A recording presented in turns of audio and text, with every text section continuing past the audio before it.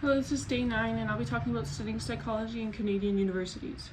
So psychology is a very common subject that a lot of people want to study in at least like bachelor's degree university. I feel like the main reason is because psychology not only gives you a general overview of what university is like, but it's also a pretty general degree actually. Like when I first started to take psychology in high school, I was really interested and I wanted to go and like study psychology and go to master's and PhD and everything.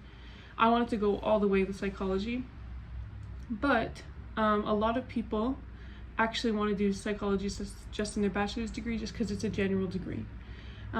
Psychology bachelor's degree gives you, well, if you want to do like honors and go to grad school and everything, it's really good. But if you don't want to do that, then it allows you to kind of just get a degree and then also be able to like get a job or whatever afterwards. It doesn't have to just be specifically in psychology, right? Unfortunately with this is, with a lot of people wanting to do psychology just as a general degree, it often has there be a lot of competition with everything. So at my university, we had a limited amount of space in each of our classes. So when we were registering for classes, you needed to know exactly which classes you wanted, and everything like that had to fit perfectly into your schedule and have like backup classes in case you couldn't get the ones that you wanted. So I vividly remember waking up super early on the registration days just to be able to get the classes that I wanted. And especially when I got to my 3rd and my 4th year, getting the classes that I wanted was also really hard because there's hundreds and hundreds of psychology students, but only like 20 spots or 40 spots per class, and it's just like and you needed those classes to graduate, like research classes or seminar classes, you needed those to graduate. So having limited amount of spaces in those classes was kind of an unfortunate turn of events.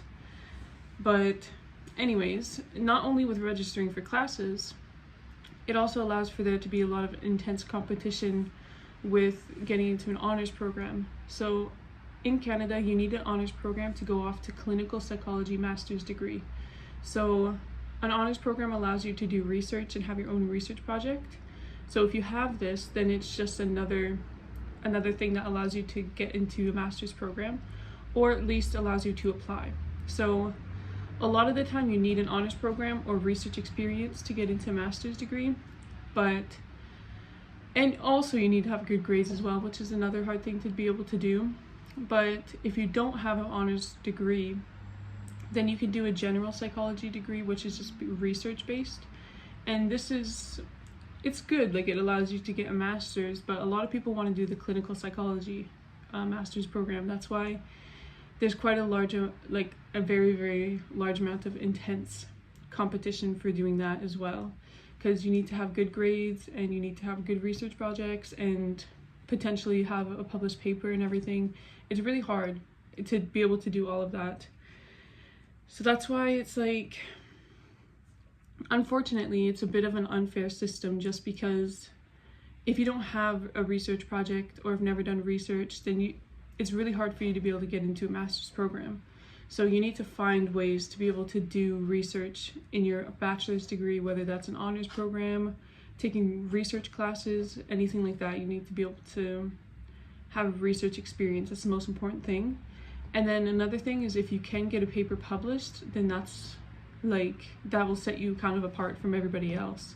Even if you don't have a master or honors degree, then at least if you have a published paper, then that means that you really do have research experience and everything like that. So if you do want to study psychology, that's great, but I feel like there's a large amount of competition that you need to watch out for that I didn't even know when I first started my degree. I didn't even know that I had to do an honors degree to be able to get into graduate school, and I didn't even know any of how this kind of worked out. So looking back, I probably would have chosen a different degree, or would have stuck with psychology but tried to do a lot better throughout my whole university degree, rather than it's not like I did really bad, but it's like I definitely would have tried a lot harder to be able to do more things earlier on and get more research experience and more experience in psychology just in general.